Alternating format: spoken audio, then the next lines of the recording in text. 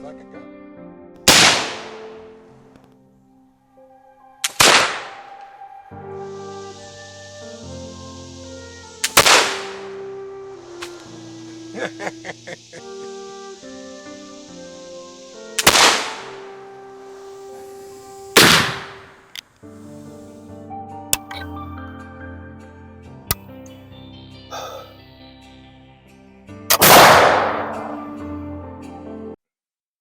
Hi, Terry here.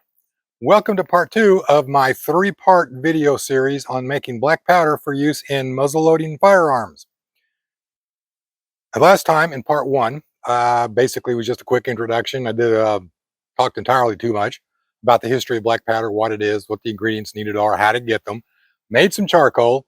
So today we're going to put it all together and make some medieval-styled serpentine gunpowder. But first, just to recap very quickly, what is serpentine gunpowder and why is it even called that? Well, serpentine is the very first type of gunpowder that was used in medieval Europe. It was introduced in the mid to late 14th century. And as to why it was called serpentine, we don't really know for sure, but I personally think it was a reference to Satan, who was often portrayed in medieval literature as a serpent. And of course, then, you put together the flame, the smoke, that burning smell of sulfur, and you could see where that connection could come from. And it was called gunpowder, not black powder. There was no such thing as black powder. Black powder did not exist until around 1890. Before that, it was all just gunpowder, the powder that was used in guns, gunpowder. Right around 1890, smokeless powders became introduced. And somehow along the way, gunpowder started being called black powder and smokeless powder started being called gunpowder. Okay, well, actually, that's not entirely true. I do know how that started. Smokeless powder really just became more popular, it became more dominant. It became the gunpowder, the new gunpowder. And the old gunpowder, the black powder, started being called black powder to distinguish it from the new modern smokeless dominant gunpowder. Not all smokeless powders are black, but all black powder is black and powder. But more importantly, you might want to ask the question, who cares? Well, if all you're interested in is making some fast black powder for a revolver, a musket, shotgun, whatever, then you might want to skip on to the next part, part 3. You might want to wait until it comes out first because right now it's not out. Or it might be when you're watching this, I don't know, but it isn't while I'm filming it. But if your interest in firearms goes back before the 19th century, back even maybe into the 14th century, and you want some period authentic medieval style gunpowder to use in your arquebus or your matchlock or your handgun, then this might be of interest to you. So you might want to stick around. So we got all of our equipment and our ingredients. Let's get started. Now, the important thing here to remember is it doesn't take a lot of things, a lot of equipment to make serpentine powder. You'll need something to grind your ingredients with. I'm going to use this electric spice grinder, but if you really want to remain period authentic, you can use a mortar and pestle. You're going to need your ingredients, of course, a scale, something to weigh your ingredients in, maybe a spoon. You're going to want this is a 190 micron filter. Now this step is optional. I do this just for consistency of the granule size after I've ground it, just to make sure all 3 ingredients are the same size granules. You're going to want something to mix the powder in. I'm going to use these 2 plastic cups. I'm going to use these 2 plastic cups like this with some electrical tape. And you probably are going to want a little static guard, anti-static cling. Rubber-soled shoes, you might want to wear some gloves. I'm not going to wear a face shield or a lab coat, but if you can, if you want to. And yeah, so that's really about all there is to it. So let's get started. Now first, I'm going to grind up the potassium nitrate. And The potassium nitrate is hygroscopic, which means it absorbs moisture. So if you want the best results, you want to dry this stuff out first. Trust me, when it comes in the mail or you go to the store and buy that bottle of stump remover, it's going to have a little water in it. I put this in a food dehydrator overnight. Okay, if you don't have a food dehydrator, you can put it, like say, on a cookie sheet in an oven at 200 degrees for an hour. So then put it in a container, closed container, to keep moisture out. I use this one, and with a desiccant. Now, you don't have to go out and buy desiccant. I just happen to have some for other stuff that I do, so that's what I'm going to do. I'm going to grind it in the spice grinder, and I've pre-measured out 75 grams of potassium nitrate. I've measured out already 15 grams of charcoal and 10 grams of sulfur. I think it's also important to note that that's not always been the formula for black powder. In fact, the very first serpentine powders used in Europe consisted of an even mix, 33, 33, 33. That quickly went down to 4-1-1. That evolved into 6-1-1, and then eventually it became 75-15-10, which is what we still use today, because that is, within a few minor variations, that is the perfect combination of these ingredients.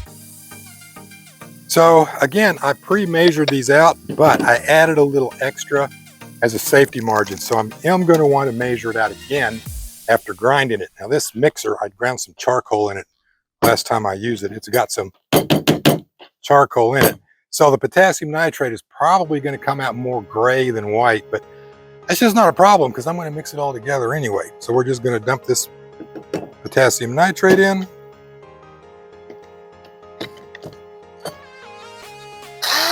Start grinding. Back in the day, when this was used, this step alone could take about 3 hours. And yes, you can use a ball mill, and you can grind and mix all three ingredients together at one time. But they did not use a ball mill back in medieval Europe. They used a mortar and pestle.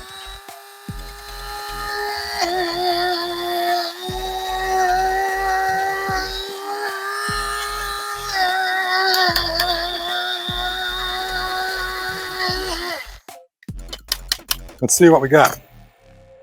And why did I need to grind the potassium nitrate? Well, despite its appearance from a distance, it actually has the consistency of small granules, kind of like a fine table salt.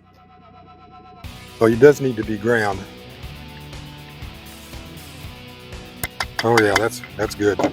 All right, let's see what we got here.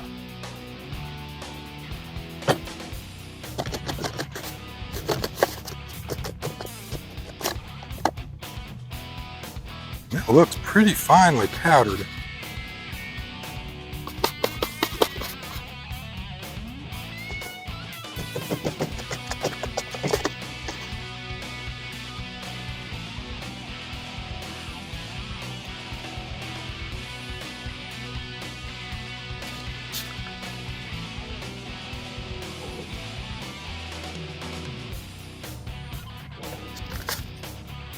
Okay, and I did add a little as a safety factor.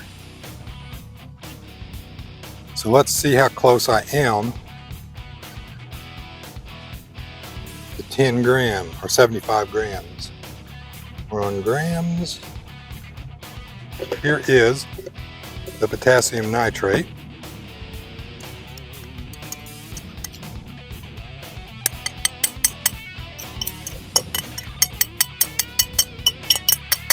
Okay, and now cover that up to keep that dry.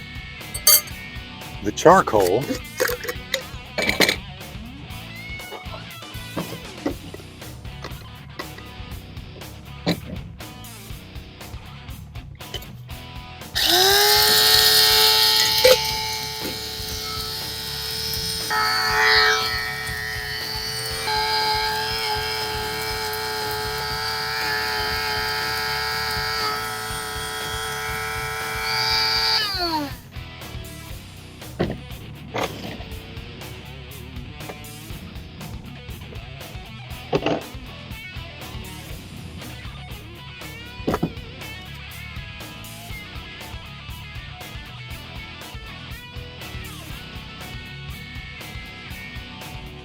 And you can see this stuff is so light, it's going to take a lot of it to make up 15 grams.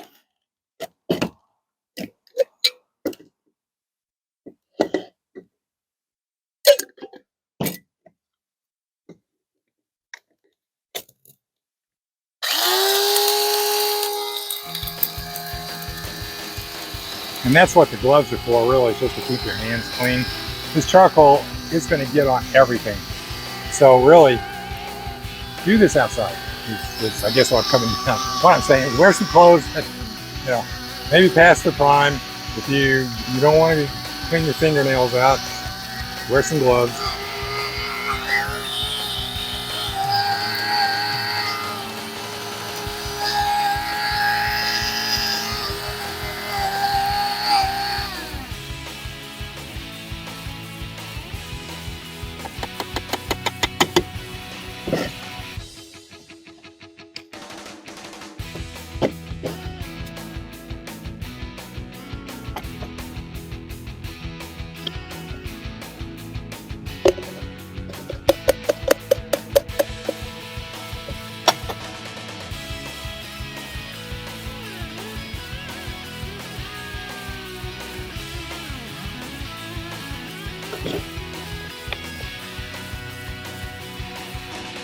$11,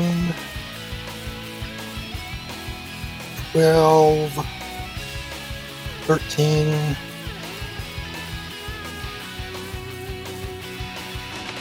$14, $15. Oh, a little bit.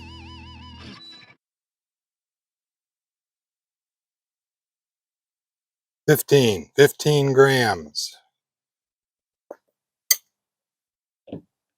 Pour it right in here. And now the sulfur is already powdered and doesn't really need to be ground. I'm just going to weigh out 10 grams.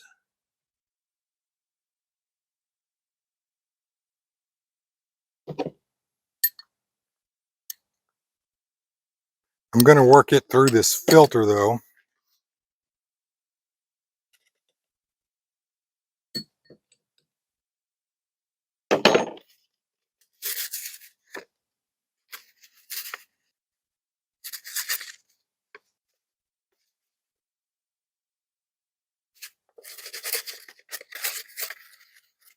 You know what? I am going to run that through anyway. It is dried in powdered form, but it did pick up some clumping along the way. Break those clumps up.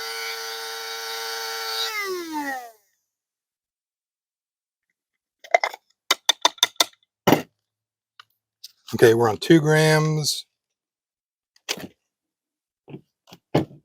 3, 5, 6, 7, 8, 9, and 10. There we are, 10 grams. Okay, so there is 100 grams. Let's get this closed up. And if you were here, you would see this is really messy. That's why, again, I urge you, work outdoors, work somewhere outside.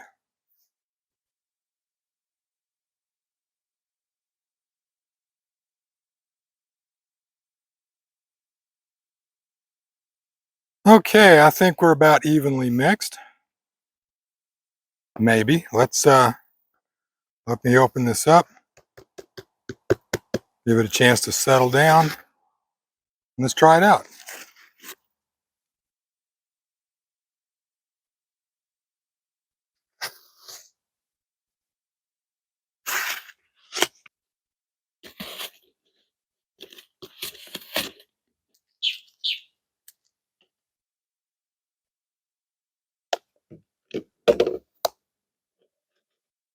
And here we have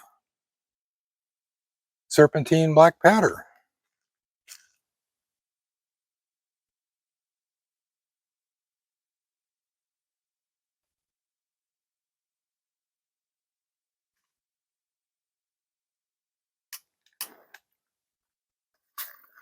Let's try a small amount out.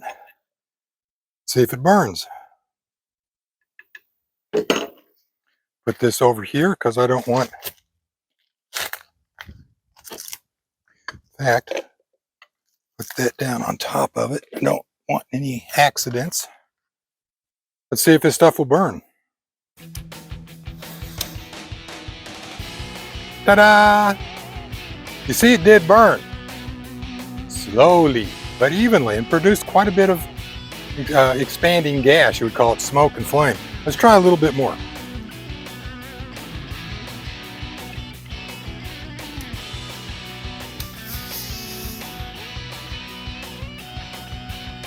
And there it is. Serpentine black powder. And this is what Europeans used for several hundred years. So, yeah, okay, so, yes, it burns, it works, but not as well as we would like it to defend our castle or to take our neighbor's castle. There's some other problems with this also.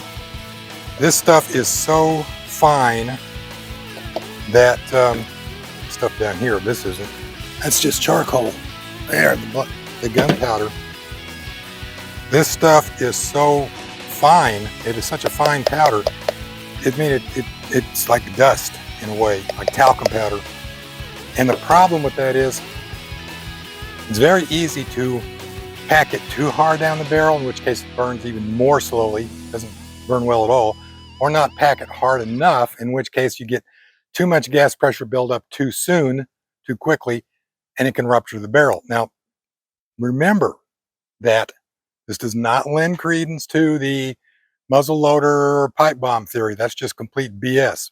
Back in the olden days, 14th century, right, 1300s, and even on a few hundred years later, barrels were made out of wrought iron, and they were made by forge welding pieces, straps of wrought iron together, wrapping them around a mandrel, forge welding them together, and then putting heavy iron bands around it to hold the whole thing together. Sometimes they would do that around a wooden mandrel and then pull the mandrel out. It didn't take a lot of pressure for one of those hand forge welded seams to fail. And most of the old medieval handguns that are found around castles are actually found in the moat, and most of those have split breeches. The breeches split open. Probably just failed under normal pressure, or some failure, some defect like an inclusion, piece of slag caught in the weld, or the weld not being tight. It looks like it's welded like this, but it's actually welded like that. Air bubbles, thin spots, thick spots, things like that.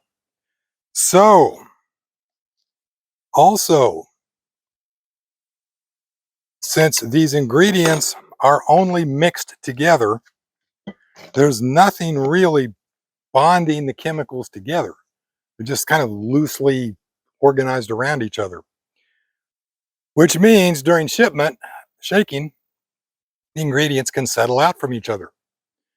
And so it'd have to be stirred, it'd have to be mixed up again on site before it was used.